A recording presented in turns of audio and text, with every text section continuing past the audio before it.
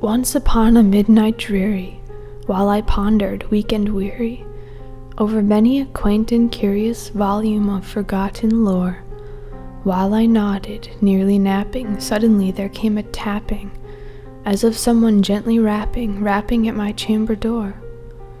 "'Tis some visitor," I muttered, tapping at my chamber door, "only this, and nothing more." Ah, distinctly I remember, it was in the bleak December, and each separate dying ember wrought its ghost upon the floor. Eagerly I wished the morrow, vainly I had sought to borrow from my books surcease of sorrow, sorrow for the lost Lenore, for the rare and radiant maiden whom the angels named Lenore, nameless here forevermore. And the silken, sad, uncertain rustling of each purple curtain thrilled me, filled me with fantastic terrors never felt before, so that now, to still the beating of my heart, I stood repeating, "'Tis some visitor entreating entrance at my chamber door, some late visitor entreating entrance at my chamber door. This it is, and nothing more." Presently my soul grew stronger, hesitating then no longer. "Sir," said I, "or madam, truly your forgiveness I implore, but the fact is I was napping, and so gently you came rapping, so faintly you came tapping at my chamber door, that I scarce was sure I heard you."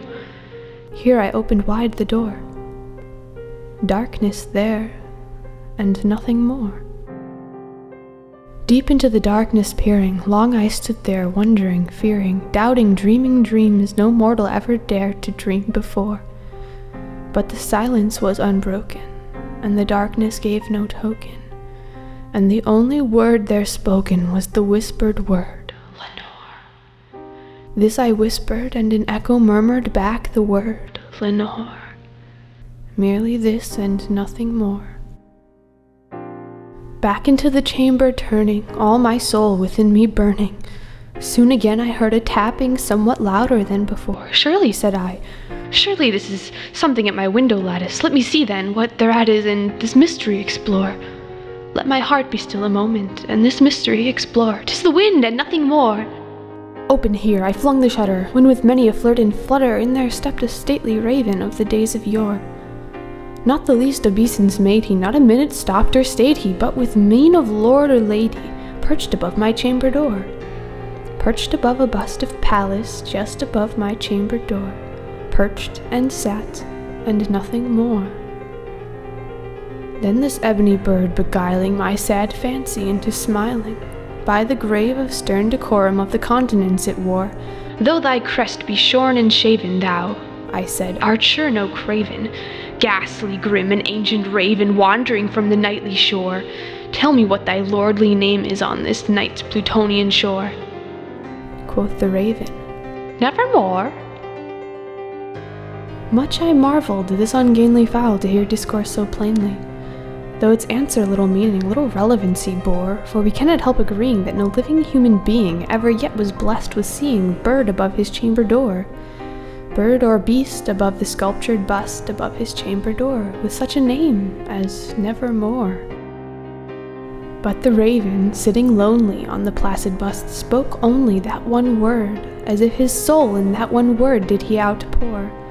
Nothing further then he uttered, not a feather then he fluttered, till I scarcely more than muttered, "Other friends have flown before. On the morrow he will leave me, as my hopes have flown before." Then the bird said, "Nevermore?" Startled at the stillness broken by reply so aptly spoken, "Doubtless," said I, "what it utters is its only stock and store, caught from some unhappy master, whom unmerciful disaster followed fast and followed faster, till his songs one burden bore, till the dirges of his hope that melancholy burden bore of nevermore." But the raven, still beguiling all my sad soul into smiling, straight I wheeled a cushioned seat in front of bird and bust and door.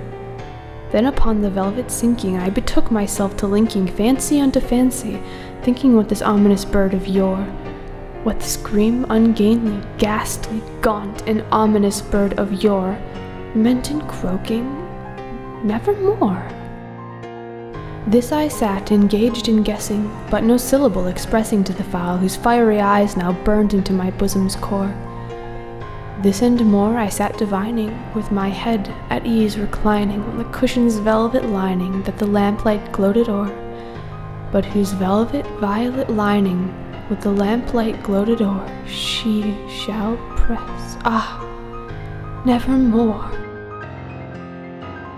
Then, methought, the air grew denser, perfumed from an unseen censer, swung by seraphim whose footfalls tinkled on the tufted floor. "Wretch," I cried, "thy God hath lent thee, by these angels he has sent thee, respite, and nepenthe from thy memories of Lenore. Quaff, oh quaff this kind nepenthe, and forget this lost Lenore." Quoth the raven, "Nevermore." "Prophet," said I, "thing of evil, prophet still if bird or devil, whether tempter sent or whether tempest tossed thee here ashore, desolate yet all undaunted on this desert land enchanted, on this home by horror haunted, tell me truly, I implore, is there balm in Gilead? Tell me, I implore." Quoth the raven, "Nevermore." "Prophet," said I, "thing of evil, prophet still if bird or devil, by that heaven that bends above us, by that God we both adore, tell the soul with sorrow laden, if within the distant Aidenn it shall clasp a sainted maiden whom the angels named Lenore, clasp a rare and radiant maiden whom the angels named Lenore."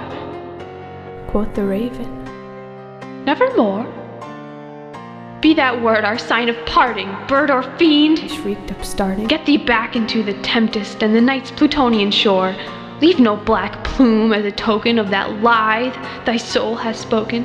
Leave my loneliness unbroken. Quit the bust above my door. Take thy beak from out my heart, and take thy form from off my door." Quoth the raven, "Nevermore." And the raven, never flitting, still is sitting on the pallid bust of Pallas just above my chamber door. And his eyes have all the seeming of a demon's that is dreaming, and the lamplight o'er him streaming throws his shadow on the floor. And my soul, from out that shadow that lies floating on the floor, shall be lifted nevermore.